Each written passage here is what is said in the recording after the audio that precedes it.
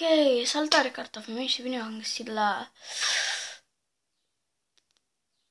un vlog, pentru asta că nu știam ce să zic, la un vlog în care eu vă zic să nu lăsați provocări sau întrebări sau comentarii, iar eu o să fac un episod de provocări nebune.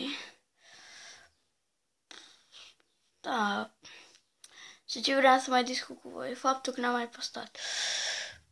Știu că nu prea vă deranjat pentru că am 3 abonați, adică nu cine știe ce, dar nu contează. Contează. Eu, în fine, eu mă prostesc. Deci, eu vreau să zic că n-am mai postat, nu că n-am avut timp, mi-a fost lene, știu, am vrut să postez niște jocuri și am filmat, dar a ieșit nașpa, pentru că programul care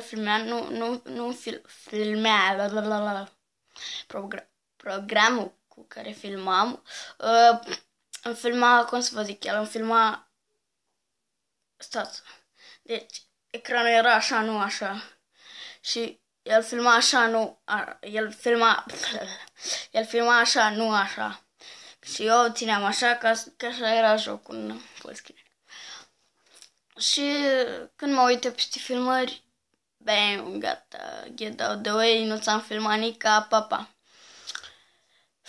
Și am zis că o să-mi iau un laptop.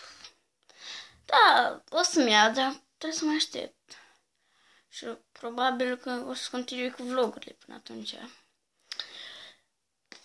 Și cam atât a fost, vreau să vă zic, nu știu.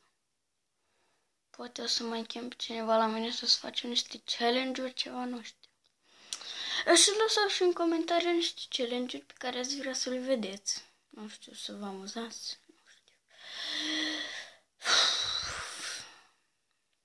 Ok, cam atât a fost cartofii mei. Noi revedem.